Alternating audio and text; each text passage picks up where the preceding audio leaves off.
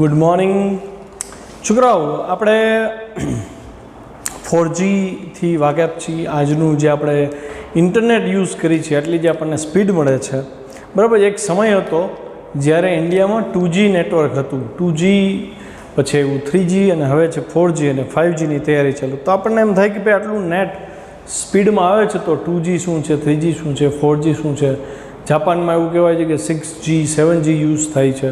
તો એકચ્યુઅલી આ બધો કમાલ છે ઓપ્ટિકલ ફાઇબરનો, બરાબર. માહિતી કેટલી ઝડપથી એક છેડેથી બીજે છેડે પહોંચાડવી એ કેબલ નક્કી કરતા હોય છે. આજે આપણે ફોન યુઝ કરીએ છીએ, મોબાઈલ ફોન, આટલી ક્લિયર વિડીયો મેસેજથી વાત કરતા હોય છીએ, ઓડિયો મેસેજથી વાત કરતા હોય છીએ, અને જે કંઈ ઇન્ટરનેટનો આપણે યુઝ કરીએ છીએ બધું ડ્યુ ટુ ઓપ્ટિકલ ફાઇબર આટલું ઇઝી બન્યું. બીજી વસ્તુ કે રિલાયન્સે જ્યારે જીઓ લોન્ચ કર્યું તો કેમ બાકી બધી કંપનીઓને તકલીફ પડી એ સમજવા જેવું છે. તો એનું રીઝન છે કે રિલાયન્સ પાસે ઓપ્ટિકલ ફાઇબર કેબલનો દુનિયાનો સૌથી મોટો જથ્થો છે. એનું પ્રોડક્શન એની પાસે છે અને એ કેબલ એના હાથમાં હોવાથી એણે જીઓ આટલું સસ્તું લોન્ચ કરેલું અને એના માટે શક્ય બન્યું હતું. તો સવાલ એ છે કે ઓપ્ટિકલ ફાઇબર છે શું? ઓપ્ટિકલ ફાઇબરની ટૂંકી અમથી વાત આપણે પ્રીવિયસ લેક્ચરમાં કરી હતી. હવે આખી થિયરી આપણે સમજવાની છે. થિયરી સમજતા પહેલાં ઓપ્ટિકલ ફાઇબરની ચર્ચા હું કરી લઉં, પછી થિયરીના એક એક પોઈન્ટ જોશી. જો અહીંયા તમે જોઈ શકો છો, એક વાયર છે, ઓપ્ટિકલ ફાઇબર કેબલ એ કહેવાય, બરાબર. ફ્યુઝડ ક્વાર્ટ્ઝમાંથી એને બનાવવામાં આવે, એકદમ શુદ્ધિકરણ કરેલા ફ્યુઝડ ક્વાર્ટ્ઝ હોય જેમાં કોઈ અશુદ્ધિ ન હોય, જેથી કરીને પ્રકાશને પસાર થવામાં કોઈ અડચણ ન આવે. એમાં બે લેયર હોય, એક વચ્ચેનો ભાગ જે તમે જોવો છો એ, અને ફરતે એક કોટિંગ કરેલું છે. કોટિંગ કરેલા ભાગને નામ આપ્યું ક્લેડિંગ. ઇંગ્લિશમાં એને શું કહેવાય? આવરણને કહેવાય ક્લેડિંગ. અને જે અંદરનો ભાગ છે એ ગર્ભ ભાગ છે, ગર્ભ ભાગને નામ આપ્યું કોર. આ બે ભાગનો ઓપ્ટિકલ ફાઇબર બનેલો હોય. બહુ ડિટેલમાં નથી જતા, બાકી ક્લેડિંગને પાછા અહીંયા 3-4 લેયર હોય, સમજાય? અને શું કામ એ સમજાવું તો કે અંદરનો જે કોર છે એનો વક્રીભવનાંક વધારે છે, બહાર જે ક્લેડિંગ છે એનો વક્રીભવનાંક ઓછો છે. આવું કરવાનું કારણ શું? તો કે બહારનું વક્રીભવનાંક ઓછો રાખ્યો એટલે અંદરના માધ્યમની સાપેક્ષે બહારનું માધ્યમ પાતળું થયું. માની લો કે આ આપણો ઓપ્ટિકલ ફાઇબર છે, આ એની કોર છે અને આ ક્લેડિંગ છે, બરાબર. તો હવે પ્રકાશનું કિરણ જો ખરેખર આમ આવે અને અહીંયા ઘટ માધ્યમ હોત, આના કરતાં ઘટ માધ્યમ, તો આ પ્રકાશનું કિરણ અહીંથી સીધું આમ વયું જાત. ખ્યાલ આવ્યો? બહારનું માધ્યમ ઘટ હોય તો એની બદલે આ લોકોએ શું કર્યું? માધ્યમને પાતળું કરી દીધું. એટલે કે માની લો કે પાતળું થયું તો આ પ્રકાશનું કિરણ અહીંયા લંબથી દૂર જાય. આની ઉપર બીજું એક ક્લેડિંગનું લેયર કરી દીધું હોય. આવા 3-4 લેયર કરી દઈએ એટલે છેલ્લે પ્રકાશના કિરણને બહાર જવાનો સ્કોપ મળતો નથી. પૂર્ણ આંતરિક પરાવર્તન થતું જાય, જો અહીંયા, અને અહીંયા અંદરને અંદર એને ટર્ન મારીને પાછું આવવું પડે. પૂર્ણ આંતરિક પરાવર્તન થવા માટે અંદરનો વક્રીભવનાંક મોટો, બહારનો વક્રીભવનાંક ઓછો હોય. આવું કરવાનું કારણ શું? ક્લેડિંગ શું કામ ચડાવવા? માની લો ક્લેડિંગ વગરનો કેબલ છે અને અહીંયા એવું લિક્વિડનું ટીપું પડ્યું, અથવા વરસાદ પડ્યો કે પાણીમાં પડ્યું, તો પાણીનું ટીપું પડ્યું અહીંયા. હવે સમજો, અહીંથી જે પ્રકાશનું કિરણ માની લો કે અહીંથી દાખલ થયું, તો અહીંયા એનું વક્રીભવન જેટલું થવું જોઈએ એના બદલે હવામાં જે થાત એના કરતાં પાણી છે, તો એ પાતળા માધ્યમ કરતાં આ ઘટ છે એટલે આ લંબની નજીક આવત. લંબની નજીક આવત તો અહીંથી જે પ્રકાશ દાખલ થયો તો એ થોડોક બારે વયો જાત, એટલે કે થોડીક માહિતી બારે વહી જાત. પ્રકાશ અને માહિતીનો શું સંબંધ એની ચર્ચા કરશે, પણ એ બારે ન જાય એટલે આની ઉપર લેયર બનાવી દીધા, અને એ લેયર ક્લેડિંગના લેયર કહેવાય. ક્લેડિંગના વક્રીભવનાંક જેમ બહાર જતા જાવ એમ વક્રીભવનાંક ઓછો થતો જાય, એટલે આ પ્રકાશનું કિરણ લંબથી દૂર દૂર જતું જાય ને છેલ્લે અંદર જ પાછું આવી જાય. પૂર્ણ આંતરિક પરાવર્તન 100% કરવા માટે ક્લેડિંગના લેયર વધારી દીધા હોય. બીજી વસ્તુ કે માહિતી અને પ્રકાશનો શું સંબંધ? તો આપણે એક સરસ ઉદાહરણ આપીએ. માની લો આપણે લાઈવ ક્રિકેટ મેચ જોતા હોય કે લાઈવ કોઈ પણ લાઈવ થયું હોય, જ્યારે તો આપણે લાઈવ જોઈ છીએ તો ઘટના શું બનતી હોય અહીંયા? તો કે ત્યારે જે કેમેરા શૂટ કરે છે એમાંથી કેમેરા જે વિઝ્યુલાઇઝેશન આવે છે, પિક્ચર બને છે, એનો વિડીયો સિગ્નલ કહેવાય. અને જે અવાજ છે, જેમ તમે મને અત્યારે સાંભળો છો એ, અને એના ઓડિયો સિગ્નલ, એ બેયને કેમેરા જે છે એ શું કરશે તો કે કેમેરાની અંદર ટ્રાન્સડ્યુસર નામનું એક ડિવાઇસ હોય જે લાઈવ શૂટ થતું હોય એમાં એ ટ્રાન્સડ્યુસર ડિવાઇસ ઓડિયો સિગ્નલ અને વિડીયો સિગ્નલને પ્રકાશમાં ફેરવી નાખે. ટ્રાન્સડ્યુસર એટલે એવા ડિવાઇસ કે જે ઉર્જાનું એક સ્વરૂપમાંથી બીજા સ્વરૂપમાં રૂપાંતર કરે અને ટ્રાન્સડ્યુસર્સ કહેવાય. તો અહીંયા પ્રકાશના સિગ્નલ અને મતલબ વિડીયો સિગ્નલ અને ઓડિયો સિગ્નલ એ બે સિગ્નલને ટ્રાન્સડ્યુસરની મદદથી પ્રકાશમાં ફેરવવામાં આવે. જેવા એ પ્રકાશમાં ફેરવવામાં આવ્યા એટલે હવે એ પ્રકાશ કે જેમાં ઓલા ઓડિયો અને વિડીયો સિગ્નલ સમાયેલા છે એ પ્રકાશને ઓપ્ટિકલ ફાઇબરમાંથી પાસ કરવામાં આવે. પ્રકાશની ઝડપ છે 3 × 10⁸ મીટર પ્રતિ સેકન્ડ. એટલે કે એક છેડેથી દુનિયાના એક ખૂણેથી બીજા જગ્યાએ ઓપ્ટિકલ ફાઇબરથી એ પ્રકાશ પાસ કરવામાં આવે એટલે પ્રકાશની ઝડપથી ગતિ કરે એટલે સેકન્ડના પલકારામાં એ એક જગ્યાએથી બીજી જગ્યાએ પહોંચી જાય. હવે જે જગ્યાએ એ પ્રકાશ પહોંચે અહીંયાથી પ્રકાશ નિર્ગમન પામે અને અહીંયા બીજો એક ડિવાઇસ હોય એ ડિવાઇસ પ્રકાશને પાછો ડિકોડ કરે એટલે કે પ્રકાશમાંથી પાછા ઓડિયો અને વિડીયો સિગ્નલ છૂટા પાડે અને એ ઓડિયો વિડીયો સિગ્નલ આપણા મોબાઈલ લેપટોપ કે ટીવીમાં જાય અને એમાંથી વિડીયો સિગ્નલ સ્ક્રીન ઉપર દેખાડે અને સ્પીકરમાં સાઉન્ડ સિગ્નલ જાય અને એ આપણને સંભળાય. એટલે કે વાં મહેન્દ્રસિંહ ધોનીએ બેટ ઉગામ્યું હોય મારવા માટે અને જે સાઉન્ડ આવ્યો બેટ અને બોલ ભટકાઈ એ સાઉન્ડ પ્રકાશની ઝડપે આપણા ઘર સુધી પહોંચે ને આપણને બરાબર એ જ ક્ષણે અવાજ સંભળાય છે. જે માઇક્રો ટાઈમમાં જે ફેરફાર થાય એ જ ફેરફાર આપણે જોઈ શકીએ છીએ. તો આ જે ફાસ્ટ કમ્યુનિકેશન થયું એ કોના લીધે થયું? ઓપ્ટિકલ ફાઇબરને લીધે. હવે સમજી શકો ને કે પહેલાં જ્યારે કદાચ તમને ખબર હોય નહીં ન ખબર હોય તો જૂના સમયમાં વિડીયો કોલની ફેસિલિટી નહોતી. આજથી 15 વર્ષ 10 વર્ષ પહેલાંની જ વાત કરો ને તો વિડીયો કોલ ત્યારે આટલા સ્પષ્ટ ન થતા. અત્યારે તમે HD ચેનલો જોઈ શકો છો, હાઈ ડેફિનેશનવાળા બધા. તો એ કેવી રીતે શક્ય બન્યું? તો એ આ ઓપ્ટિકલ ફાઇબરને લીધે શક્ય બન્યું. કેમ કે 100% માહિતી ઉદ્ગમથી જ્યાંથી માહિતી મોકલવામાં આવી ત્યાંથી જ્યાં માહિતી જોવામાં આવે છે એને જે મળે છે એ 100% એનું પ્રસારણ થઈ શકે એવી આ રચના છે. એટલે પ્રસારણની દુનિયામાં કમ્યુનિકેશનની દુનિયામાં ઓપ્ટિકલ ફાઇબર અત્યારે બહુ આગળ પડતું સ્થાન ધરાવે. આની બદલે જો સાદા કેબલ હોય, ડીશનો સાદો કેબલ હોય, તમે ડીશનો સાદો કેબલ લો એમાં ધાતુનો તાર હોય બરાબર, પણ એમાં તમે બહુ લોંગ ડિસ્ટન્સ સુધી માહિતી મોકલી શકતા નથી. બધા વચ્ચે ડિસ્ટર્બન્સ આવતા હોય, કેટલું બધું પ્રોબ્લેમ થતા હોય બરાબર. તો ઓપ્ટિકલ ફાઇબર શું છે, શેનો બનેલો છે એ આપણે થિયરી વાઇઝ જોઈ. પહેલો મુદ્દો, વર્તમાન સમયમાં ઓડિયો અને વિડીયો સિગ્નલ લાંબા અંતર સુધી મોકલવામાં હોય તો આપણે ઓપ્ટિકલ ફાઇબરનો ઉપયોગ કરીએ છીએ. ઓપ્ટિકલ ફાઇબરમાં પૂર્ણ આંતરિક પરાવર્તનની ઘટના ઉપયોગી છે. પૂર્ણ આંતરિક પરાવર્તનની આપણે અહીં ચર્ચા કરી. પ્રકાશ અંદરને અંદર પરાવર્તન પામીને દૂર સુધી પહોંચે એટલે એ સિદ્ધાંતનો ઉપયોગ કરીને બનાવ્યો છે. ઓપ્ટિકલ ફાઇબર શેમાંથી બને? તો કે ઉચ્ચ ગુણવત્તાવાળા ફ્યુઝડ ગ્લાસ એટલે કે કાચ અને ક્વાર્ટ્ઝમાંથી બને. જો જેની ઘરે જૂના ટેલિફોનના વાયર પડ્યા હોય ને વાયર તમે કટ કરશો ને તો એમાંથીની તમને સફેદ એકદમ પતલા ઓપ્ટિકલ ફાઇબર જોવા મળે. પછી તો કે ઓપ્ટિકલ ફાઇબરમાં ચોક્કસ ગર્ભ ભાગ અને આવરણ હોય છે. જે મેં વાત કરી ને આ ગર્ભ ભાગ છે, આ બે બોર્ડર છે એ એનું આવરણ છે. ગર્ભને કોર કહેશું અને આવરણને ક્લેડિંગ કહેશું. ક્લેડિંગ વર્ડનો ઉપયોગ વધારે થાય છે. કોરનો વક્રીભવનાંક આવરણ એટલે કે ક્લેડિંગના વક્રીભવનાંક કરતાં વધુ હોય. અંદરનો વક્રીભવનાંક વધુ હોય, બહારનો ઓછો હોય. શું કામ હોય એવું ટેક્સ્ટબુકમાં કીધું નથી. એ આપણે એ લેયરથી સમજ્યા કે ભાઈ પ્રકાશનું કિરણ એકવાર દાખલ થાય તો વચ્ચે ક્યાંય બહાર નીકળી શકે નહીં. જ્યારે ફાઇબરના એક છેડેથી પ્રકાશનું સિગ્નલ યોગ્ય કોણે આપાત થાય ત્યારે ફાઇબરની લંબાઈ પર તેનું વારંવાર પુનરાવર્તન થાય અને બીજે છેડે એ નિર્ગમન પામે.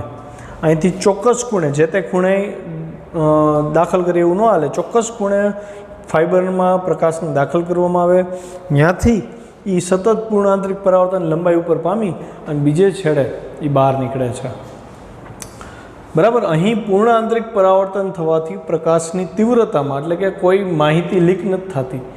એ બધો પ્રકાશ અંદરને અંદર જ રહેશે, કોઈ વેસ્ટેજ નહીં આવે. એટલે HD ચેનલ આપણને મળે. જૂના સમયમાં બહુ ધૂંધળું જોવા મળતું ટીવી હવે HD જોવા મળે છે ઓપ્ટિકલ ફાઇબરને લીધે. કેમ? તો કે પ્રકાશની તીવ્રતામાં ઘટાડો થતો નથી. ઓપ્ટિકલ ફાઇબરની રચના એવી રીતે કરવામાં આવે છે કે જેથી અંદર એક બાજુ પર આપાત થતો પ્રકાશ જ્યારે સામેની બાજુએ ભટકાય, આપાત થાય ત્યારે એ ખૂણો ક્રાંતિકોણ કરતાં મોટો બને. મતલબ અહીંયા જે આપાત થયો આ ખૂણો ક્રાંતિકોણ કરતાં મોટો જ હશે. અહીંયાથી પૂર્ણ આંતરિક પરાવર્તન થાય, આ ખૂણો ફરીથી આપાત કોણ કરતાં મોટો હશે. એટલે જ્યાં જ્યાં પરાવર્તન થાય છે આ રચના એવી હોય કે એ દર વખતે અહીંયા ક્રાંતિકોણ કરતાં મોટા ખૂણે જ આપાત થશે, જેથી કરીને પૂર્ણ આંતરિક પરાવર્તન થાય. આથી ફાઇબર વળેલો હોય ને તો એ પ્રકાશ અંદર પૂર્ણ આંતરિક પરાવર્તન પામે. એ ઓલા મેં મેજિક ફાઉન્ટેનની વાત કરી હતી ને, લાઇટિંગવાળો ફાઉન્ટેન આવે, એમાં તમે જો વાયરને તમે બેવડો વારશો ને તો એ તો અંદર આખો ટર્ન મારીને જ પ્રકાશને બીજા છેડેથી બહાર કાઢશે. બરાબર. વિદ્યુત સંકેતોને ટ્રાન્સડ્યુસર્સ, મેં ટ્રાન્સડ્યુસરની વાત કરી ને, ઉર્જાનું એકમાંથી બીજામાં રૂપાંતર. વિદ્યુત સંકેત એટલે ઓડિયો સિગ્નલ અને વિડીયો સિગ્નલ, એને ટ્રાન્સડ્યુસરની મદદથી પ્રકાશમાં રૂપાંતરિત કરવામાં આવે છે અને ત્યારબાદ આ પ્રકાશને ઓપ્ટિકલ ફાઇબર વડે દૂર સુધી મોકલવામાં આવે છે. ઓપ્ટિકલ ફાઇબરનો બીજો એક ઉપયોગ છે પ્રકાશીય નળી તરીકે, ઓપ્ટિકલ પાઇપ તરીકે ઉપયોગમાં લઈ અન્નનળી, જઠ્ઠર કે આંતરડામાં શું થયું છે, તમે ઓલું યુટ્યુબ ઉપર સર્ચ કરશો ને તો દેખાશે કે ડૉક્ટર્સ અન્નનળીમાં ક્યાં સોજો છે, જઠ્ઠરમાં શું થયું એ જોવા માટે ઓપ્ટિકલ પાઇપનો યુઝ કરે છે. બરાબર. આગળ માઇક્રો કેમેરા હોય. ડેકોરેટિવ લેમ્પની જે મેં વાત કરી ને, ડેકોરેટિવ લેમ્પ એટલે કે નીચેથી એલઈડી લાઇટ હોય, ઉપર પતલા સફેદ વાળ જેવી રચના હોય, એ ઓપ્ટિકલ ફાઇબર હોય. અહીંથી પ્રકાશ દાખલ થાય નીચેના છેડેથી, અંદર પૂર્ણાંતરિક પરાવર્તન પામતું આ છેડેથી જ બહાર નીકળે. ઉપરના ટોચવાળો ભાગ હોય ને એ જ પ્રકાશિત દેખાય, બાકી આખા ભાગમાં ક્યાંય પ્રકાશ દેખાય નહીં. શુદ્ધિકરણ અને ચોક્કસ પ્રકારના ક્વાર્ટ્ઝનું શુદ્ધિકરણ થયેલું હોય, ચોક્કસ પ્રકારના ક્વાર્ટ્ઝ હોય, એમાંથી જ ઓપ્ટિકલ ફાઇબર બનાવવામાં આવે તો ખૂબ દૂર સુધી માહિતી મોકલી શકાય. જે તે મટીરિયલ ન હાલે, નહીંતર પાછું ડિસ્ટોર્શન મતલબ કે ડિસ્ટર્બન્સ આવે. સિલિકા ગ્લાસ ફાઇબર, આ એક ફાઇબરનો પ્રકાર છે. સિલિકા એટલે રેતી, એમાંથી જે કાચ બનાવ્યું હોય એનો ફાઇબર જે છે એમાંથી પ્રકાશને 1 કિલોમીટર સુધી મોકલો ને તો 95% વધુ પ્રકાશ પ્રસારિત થાય છે. ખ્યાલ આવ્યો? તો અહીંયા ઓપ્ટિકલ ફાઇબર પૂરો. આના એમસીક્યુ આવશે તો આ થિયરી પ્રોપર તૈયાર કરી લેજો. ખાસ કરીને કોર અને ક્લેડિંગના એમસીક્યુ વધારે રહેશે, તો કોન્સેપ્ટ ક્લિયર રાખો. હવે મહત્ત્વનો ક્વેશ્ચન આવે છે, વક્ર સપાટી પાસે થતું વક્રીભવન. જે ઓપ્ટિકલ ફાઇબરને માની લો કે આ સપાટી હું વક્ર સપાટી કહી દઉં, અહીંથી આમ હોય તો આ લેન્સ જેવી સપાટી થઈ, તો અહીંયા શું વક્રીભવન થાય, કેવી રીતે એનું પ્રતિબિંબ રચાય, એની ચર્ચા આપણે નેક્સ્ટ ટોપિકમાં કરવાની છે. બરાબર. ઉદાહરણ 9.5માં એવું કીધું છે કે પૃથ્વી પોતાની ધરી ઉપર 24 કલાકમાં એક ભ્રમણ પૂરું કરે છે. મતલબ આગળ એવું કીધું છે કે પૃથ્વી ઉપરથી સૂર્યને તમે જુઓ છો ત્યારે 1 ડિગ્રી જેટલું પૃથ્વી ઘૂમે એનો સમય કેટલો થાય, તો ત્રિરાશિ માંડવાની છે કે ભાઈ 360 ડિગ્રી રોટેશન માટે પોતાની ધરી ઉપર 24 કલાક થાય, તો 1 ડિગ્રી આગળ વધે તો કેટલું, ત્રિરાશિ માંડી અને આ સમય જાતે ગોતવાનો છે. એટલે 9.5 હું નહીં કરાવું, તમારે કરી લેવાનું છે. છતાં એનો સમજે તો ફોન કરજો. પછી ક્વેશ્ચન 26 અને 27. ક્વેશ્ચન 26 અને 27 બે ભેગા છે. ક્વેશ્ચન 26માં તમને એમ કીધું છે કે ગોળીય સપાટી આવે, અહીંયા વક્રીભવન કઈ રીતે થાય સમજાવો. બરાબર. તો તમારે શું કરવાનું છે, તમે જ્યારે ફેરબુકમાં લખો ત્યારે લખવાનો ક્વેશ્ચન 27 એક જ છે, પણ ક્વેશ્ચન 26ના જે શરૂઆતના 2 મુદ્દા છે એને પણ એમાં ઇન્વોલ્વ કરી લેજો, મતલબ આખો જવાબ ભેગો થશે. ચલો, ક્વેશ્ચન એવો છે કે ગોળીય સપાટી માટે વસ્તુ અંતર, પ્રતિબિંબ અંતર, આ બે વચ્ચેનો સંબંધ, એટલે કે યુ અને વી વચ્ચેનો સંબંધ, માધ્યમને વક્રીભવનાંક અને વક્ર સપાટીની વક્રતા ત્રિજ્યાના પદમાં મેળવો. એટલે યુ અને વીનો સંબંધ એન અને આરના પદમાં મેળવવાનો છે. બરાબર. ડાયાગ્રામ એક્સપ્લેન કરતાં પહેલાં શરૂઆતનું જે પ્રસ્તાવના છે એ આપણે લખતા જઈએ કે ભાઈ આકૃતિમાં વક્રતા ત્રિજ્યા ધરાવતી આર ધરાવતી વક્ર સપાટીની ડાબી બાજુ માધ્યમનો વક્રીભવનાંક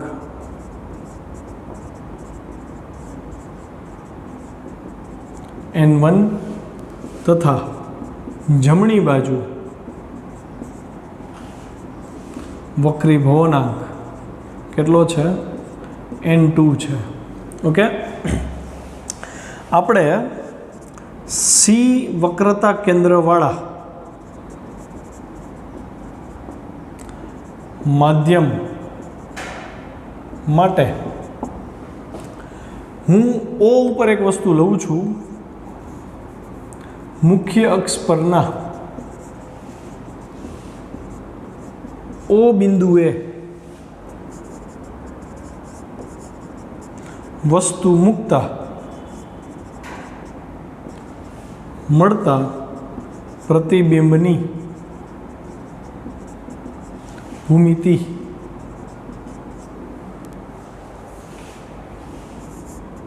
સમજવી છે.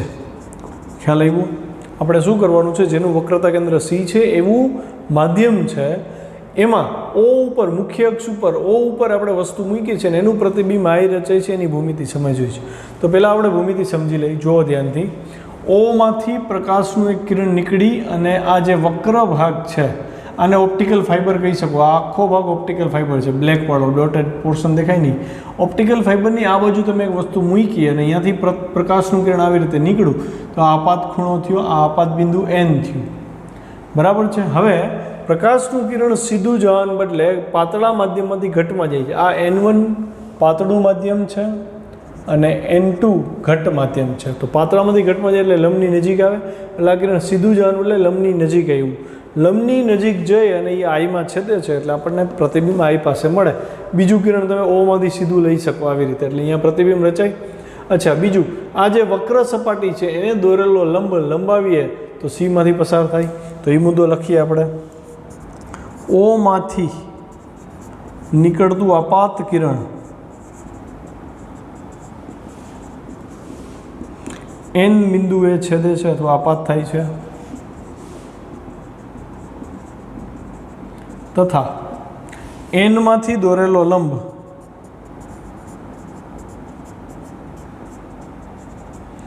વક્રતા કેન્દ્ર સી માંથી પસાર થાય. અચ્છા છોકરાઓ, હજી એક બહુ મહત્વની વસ્તુ છે લખવી કે અહીં વક્ર સપાટીનું પરિમાણ નાનું લીધેલું છે. આપણે કેમ અરીસામાં દર્પણ મુખ નાનું લેતા ને, એમ આ વક્ર સપાટી નાની સાઇઝમાં, મતલબ બહુ નાની હશે, જેથી કરીને હું અહીંથી આ લંબ દોરું કે એમ કહું, બે કેવા થશે? સરખા. જેથી mn બરાબર n માંથી મુખ્ય અક્ષ પર દોરેલ લંબની લંબાઈ થાય. ખ્યાલ આવ્યો?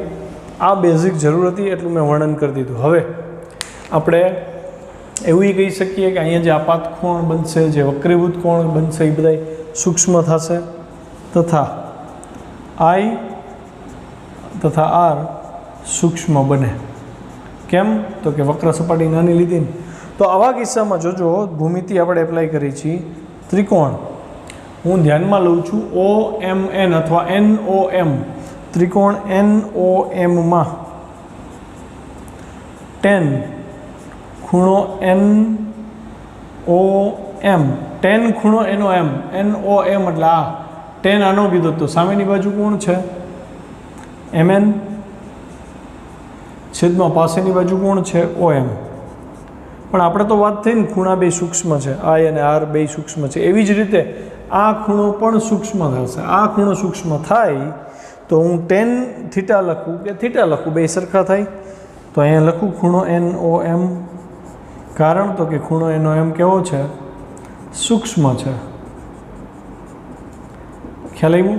અચ્છા, એવી જ રીતે હું લખું છું tan અવળો આ ખૂણો NCM.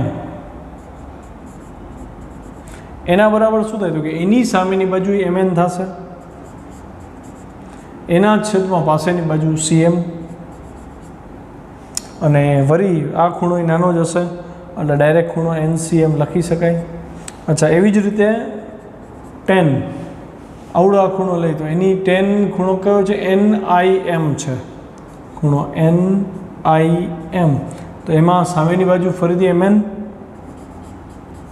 ના છેદમાં પાસેની બાજુ આઈ એમ અથવા એમઆઈ, ખૂણો તો સૂક્ષ્મ જ થશે એટલે ખૂણો એન આઈ એમ. મારે આનો ઉપયોગ કરવાનો છે એટલા માટે જ મેં આ લીધું.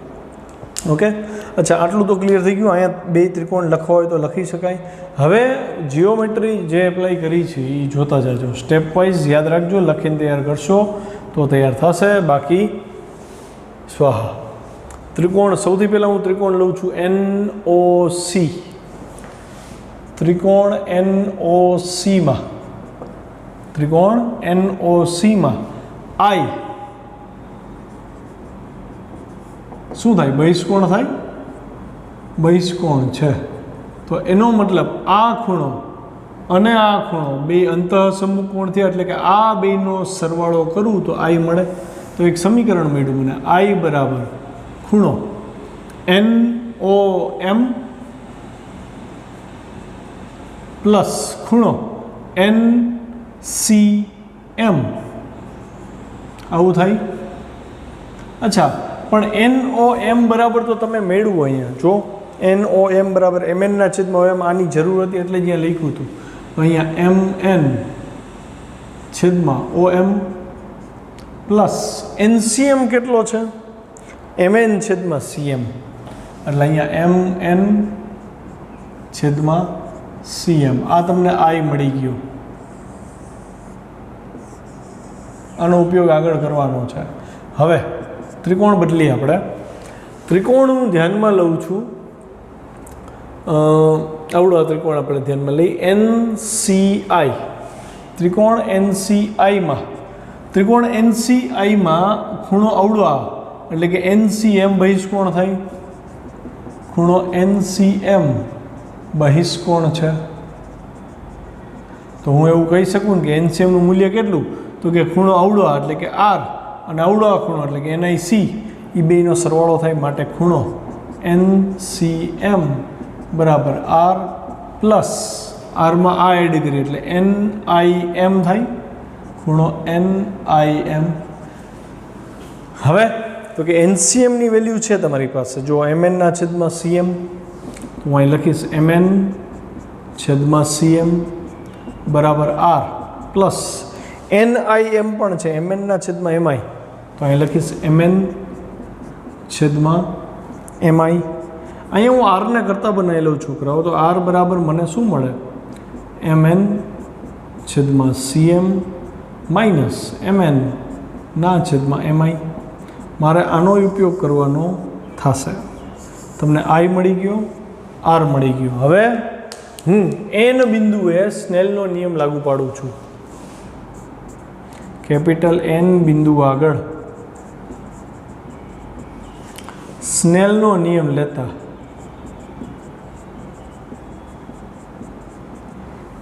શું થશે? સ્નેલનો નિયમ આપણને ખબર છે, જે માધ્યમનો વક્રી ભવનાંક હોય, આનો વક્રી ભવનાંક N1 હતો, આનો વક્રી ભવનાંક N2 છે, તો N1 sin I બરાબર N2 sin R થાય. આપાત કોણ અને વક્રીભૂત કોણના સાઇનનો ગુણોત્તર આવે ને, એટલે N1 sin I બરાબર N2 sin R. પણ તમને ખબર છે I ને R સૂક્ષ્મ છે, તો હું sin I લખું કે I લખું બે સરખા થાય. સૂક્ષ્મ ખૂણા માટે ખૂણાનું મૂલ્ય કે સાઇન ખૂણાનું મૂલ્ય બે સરખા થાય. માટે N1 I બરાબર N2 R. કેમ કે I R much less than 1, એકથી બહુ નાના છે, એટલે આવું શક્ય બને. અચ્છા, તો હું આઈની કિંમત મેળવી છે તો લખી નાખું. N1 આઈની વેલ્યુ શું છે જોવો જોઈએ. આ છે MN છેદમાં OM પ્લસ MN છેદમાં CM બરાબર N2. આરની વેલ્યુ અહીંથી લખીએ MN છેદમાં CM માઇનસ MN છેદમાં MI. આટલું થયું. બધામાંથી જો MN ઉડી જાય છે, હવે હું આવું લખી શકું N1 આ OM પ્લસ N1 છેદમાં CM બરાબર N2 છેદમાં CM માઇનસ N2 છેદમાં MI. આ પદ જે છે એને હું આ બાજુ લઈ લઉં તો મને આવું મળશે N1 છેદમાં OM પ્લસ N2 છેદમાં MI ઇઝ ઇક્વલ ટુ બેના છેદ સરખા જ, આ પદ આ બાજુ એટલે માઇનસ, એટલે N2 માઇનસ N1 છેદમાં CM. ખ્યાલ આવ્યો? આનો આપણે ઉપયોગ કરવાનો થશે. હવે ધ્યાનથી OM શું છે જુઓ, OM છે U. હું અહીં લખીશ સંજ્ઞા પદ્ધતિ પ્રમાણે. સંજ્ઞા પદ્ધતિ પ્રમાણે આપણને ખબર છે ધ્રુવ હોય કે ઓપ્ટિકલ સેન્ટર હોય, આની ડાબી બાજુએ ઋણ હોય એટલે U ઋણ થશે. તો OM બરાબર માઇનસ U. પછી જરૂર છે MIની. MI એટલે પ્લસ V, જમણી બાજુ છે એટલે MI બરાબર પ્લસ V. અને એવી જ રીતે CM એ જમણી બાજુ છે એટલે પ્લસ R. આવું થાય. તો આ ત્રણેય કિંમત હું આમાં મૂકી દઉં તો મને જવાબ આવો મળશે માઇનસ N1 છેદમાં U પ્લસ N2 છેદમાં V is equal to N2 minus N1 છેદમાં R. આ થયું વક્ર સપાટી વડે રચાતા પ્રતિબિંબનું સમીકરણ, જે ગોળીય સપાટી વડે રચાતા પ્રતિબિંબનું સમીકરણ છે. આ સમીકરણને નીચે મુજબ પણ લખી શકાય. જોજો કેવી રીતે લખવું. તો કે આ માઇનસ વાળું પદ બીજા નંબર ઉપર જવા દો તો N2 છેદમાં V માઇનસ N1 છેદમાં U બરાબર N2 માઇનસ N1 છેદમાં R. છોકરાઓ આ સમીકરણને અને આ સમીકરણને આપણી ફોર્મ્યુલાની યાદીમાં છેલ્લા પેજ ઉપર એડ કરી દેજો. બીજી વસ્તુ હું એવો આગ્રહ રાખીશ કે તમે જ્યારે ફોર્મ્યુલા તૈયાર કરો આ તૈયાર કરજો, આ નહીં. આની હિન્ટ આપું છું, MCQ જ્યારે સોલ્વ કરવાય છે ને ત્યારે બહુ ગોટા થશે, કેમ કે ફોર્મ્યુલા એટલા વધવાના આવે. તમારે આ ફોર્મ્યુલા એટલે કે એક ગોળીય સપાટી હોય જ્યારે પણ, ત્યારે તમારે આ ફોર્મ્યુલા એપ્લાય કરતી વખતે એટલું યાદ રાખવાનું, N1 N2 ભૂલી જાજો. તમારે એટલું યાદ રાખવાનું વસ્તુ જ્યાં છે એ પદને માઇનસ લાગશે, જ્યાં વસ્તુ છે એને માઇનસ લાગશે. પછી આ જો ડાબી બાજુ હોય તો એને પાછા અલગથી માઇનસ આપી, અલગ વસ્તુ છે. ખ્યાલ આવ્યો? પણ માની લો કે તમને એમ કહું કે વસ્તુ જમણી બાજુ છે તો એ સમીકરણમાં તમારે શરૂઆત જમણી બાજુના ફોર્મ્યુલાથી કરો તો જમણી બાજુ વક્રી ગુણાંક N2 આપ્યો હોય તો અહીં શરૂઆત તમારે N2 થી જ કરવાની. મતલબ આ સમીકરણ બનાવો જ્યારે, ઉપયોગમાં લ્યો જ્યારે, ત્યારે વસ્તુ કઈ બાજુ છે એ જોયા વગર અહીંયા માઇનસ તો મૂકી જ દેવાના રહેશે. વસ્તુવાળું પદ માઇનસ, પ્રતિબિંબવાળું પદ ધન, અને અહીંયા આ માઇનસ છે તો અહીંયા જો અહીંયા એ માઇનસ જ રહેશે. આવી રીતે એને યાદ રાખજો તો ભૂલ નહીં થાય. પાતળા લેન્સવાળું જે નેક્સ્ટ લેસન આવશે, નેક્સ્ટ ટોપિક આવશે, ત્યારે તમે છે ને પહેલાં અગાઉથી વાંચી લેજો, એટલે તમે ગોટે ચડી જશો. એની થિયરી વાંચજો જરાક, સ્ટેપ સમજાશે જ નહીં, ક્યાં માઇનસ લીધા ક્યાં પ્લસ લીધા કંઈ ખબર નહીં પડે. એવું ન થાય નેક્સ્ટ લેક્ચરમાં તમારી સાથે. એટલા માટે આ ટેકનિક યાદ રાખવી, જ્યાં વસ્તુ હોય ત્યાંથી વક્રીભવનાંકના સૂત્રની શરૂઆત કરવી. અહીંયા વસ્તુ ક્યાં હતી તો કે N1માં હતી, ત્યાંથી મેં શરૂઆત કરી એટલે માઇનસ એને લગાડી દીધો મેં, માઇનસ N1 છેદમાં U plus N2 by V બરાબર N2 માઇનસ N1. હવે જો હું એમ કહું ને કે વસ્તુ N2 વાળા માધ્યમમાં હતી એટલે કે અહીંયા હતી, તો તમારું સૂત્ર આ જે સૂત્ર છે એ કેમ બને તો કે જો વસ્તુ અહીં નોંધ કરીને એડ કરવું હોય તો કરી શકો કે જો વસ્તુ N2 માધ્યમમાં હોત તો જવાબ સમીકરણમાં શું ફરક પડે જોજો જરાક ધ્યાનથી. તો સમીકરણની જે શરૂઆત છે હું N2 થી કરીશ, મતલબ હું આને જ ફોલો કરીશ, માઇનસ N2 બાય U. મતલબ મેં જોયું કે વસ્તુ N2 માધ્યમમાં છે તો હું અહીં માઇનસ N2 બાય U મૂકીશ. પછી ભલે ને U ડાબી બાજુએ હોય ને તમે યુની કિંમત જે કંઈ આપી હોય ને એને ફરીથી માઇનસ મૂકો ને માઇનસ માઇનસ પ્લસ થઈ જાય, દેટ ડઝન્ટ મેટર. વસ્તુ N2 માધ્યમમાં છે એટલે માઇનસ એને લાગે. પ્રતિબિંબ N1 માધ્યમમાં છે પ્લસ N1 બાય V આવશે, અને અહીંયા શું આવશે N1 minus N2 by R થઈ જશે. જો આ બદલી ગયું, N2 માધ્યમમાં વસ્તુ હતી એટલે માઇનસ થયો તો અહીંયા N2 ને જ માઇનસ લાગ્યા. આ ભૂલ થવી જોઈએ નહીં. ધ્યાન રાખજો, આવી જ રીતે યાદ રાખજો તો ફટાફટ MCQ સોલ્વ કરી શકશો. બાકી નિશાનીના ચક્કરમાં ગોટા મારશો.